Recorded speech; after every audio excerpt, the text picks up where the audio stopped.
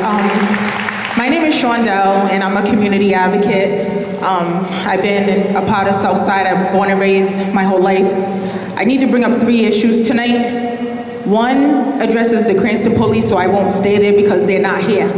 But I will say, we should have the right to live where we want to live without people feeling like your color is not good enough to live where you're supposed to live. I've had Cranston police come up on me in my parking lot of my own home and tell me I did not live there, while 10 police officers surrounded my house with lights flashing and sirens, put me on the ground in my driveway with my children looking out of the window. This was in 2010, telling me that I did not live there. You can't afford to live here. Guess what? I lived there. That was my house. My second point is to the state troopers. My son and his friend, I don't like to pull the, I'm Shawnell Bernie, I sit on the juvenile hearing board. I don't like to pull that card. But when my son was driving down the street with his friend, on my street, I had to pull that card because they got pulled over and they weren't doing anything. The reason why I know they wasn't doing anything is because I was on my way home. My son asked me if he could sleep out. I said yes. I didn't have my house keys. He had my house keys. Meet me at the top of Whitmarsh and Broad.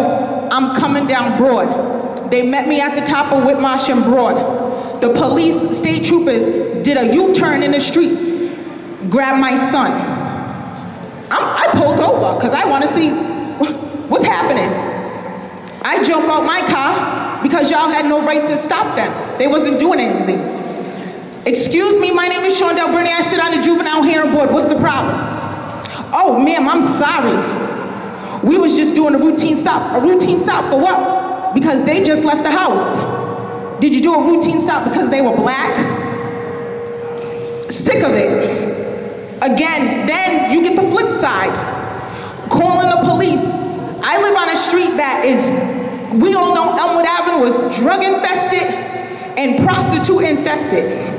Everybody that lives there does not have Section 8. Everybody that lives there, and I'm not down on anybody on Section 8, please believe me. I love all my people, but I work hard.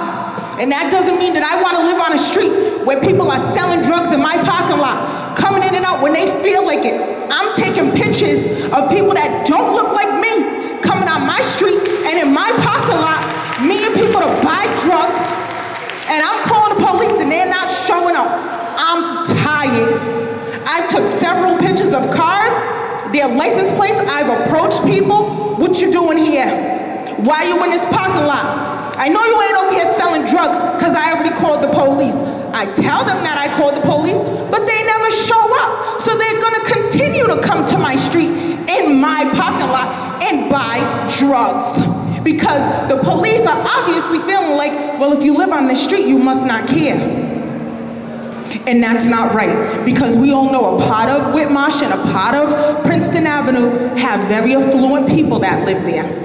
And we know there's another portion of Whitmarsh and Princeton that people aren't so affluent. And it's not fair, and we're tired. And that's why I came out tonight. I'm coming out for my community where I live with these kids that I'm so tired of working so hard for to make sure that they're safe. Enough is enough. We have to come together as a community with the police, and you guys need to understand that we are tired.